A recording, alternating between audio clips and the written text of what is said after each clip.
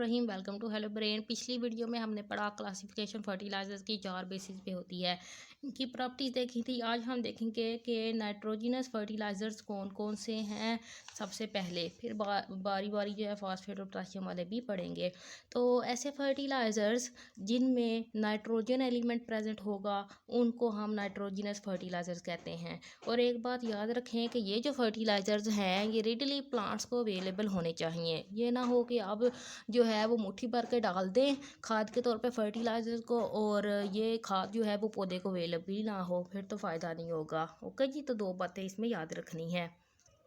अब जो important nitrogenous fertilisers हैं वो कौन कौन से हैं। सबसे पहले ammonium sulphate, calcium ammonium nitrate, basic calcium nitrate, ammonium nitrate है, अमोनियम फास्फेट, अमोनियम क्लोराइड है और यूरिया है। तो आपने देखा होगा कि मैंने कुछ को येलो में सर्कल किया हुआ है। तो इनको ऐसे क्यों किया है, क्योंकि हम जस्ट अमोनिया के बारे में पढ़ेंगे, अमोनियम नाइट्रेट के बारे में पढ़ेंगे और यूरिया के बारे में डिटेल से पढ़ेंगे, क्योंकि ये नहायत ही इंपॉर्टेंट है। इनमें नाइट्रोजन का जो कंटेंट होता है, परसेंटेज होती है, वो ज़्यादा होती है। तो चलें सबसे पहले देखते हैं कि नाइट्रोजनस फर्टिलाइजर ज़रूरी क्यों है, इनकी इंपॉर्टेंस क्या है। तो इम्पोर्टेंस ये है कि इनकी रैपिड ग्रोथ कर देती हैं पौधे की। इसके अलावा ये ग्रीन कलर देती हैं पत्तों को, जिसे वो क्लोरोफिल से अपने खुराक बना सकते हैं। प्रोटीन कंटेंट जो होता है पौधे का वो इंक्रीज़ कर देता है नाइट्रोजन, और यील्ड जो होती है वो इंक्रीज़ कर देता है। अगर आपने फर्टिलाइज़र्स के बारे की प्रॉपर्टीज़ और उसकी इंपॉर्टेंस याद की है तो आप सारे जो फर्टिलाइज़र्स हैं उनमें वो लिख सकते हैं। सबसे पहले देख लेते हैं जी अमोनिया एज अ फर्टिलाइज़र्स। तो अमोनिया का फर्टिलाइज़र के तौर पर इसको यूज़ करना है, पौधे में डालना है ताकि पौधे की ग्रोथ अच्छी हो जाए। तो सबसे पहले तो आपको अमोनिया का फार्मूला पता होना चाहिए, जो होता है NH3। उसके बाद अमोनिया गैस होती है रूम टेम्परेचर पे, और ये कलरलेस गैस होती है।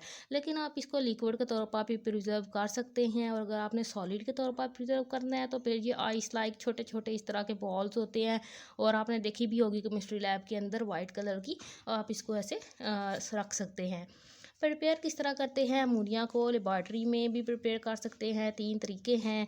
सबसे पहले देखते हैं लेबॉर्ट्री में आपने लेनी है बेस और साथ में लेना है सॉल्ट। ओके जी, अमोनियम क्लोराइड है और सोडियम हाइड्रोक्साइड है।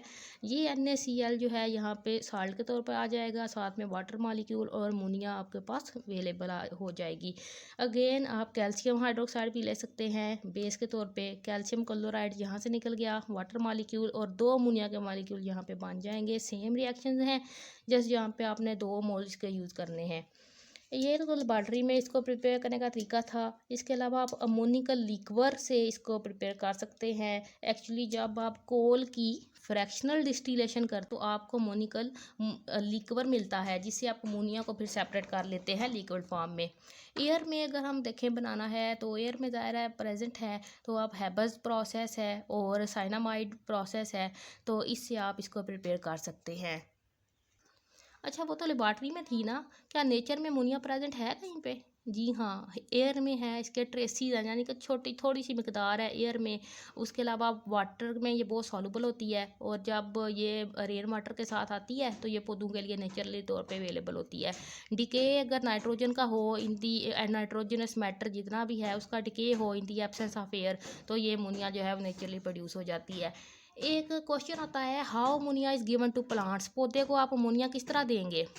ठीक है, तो अमोनिया जो है याद रखें 82% नाइट्रोजन प्रेजेंट होती है अमोनिया के अंदर।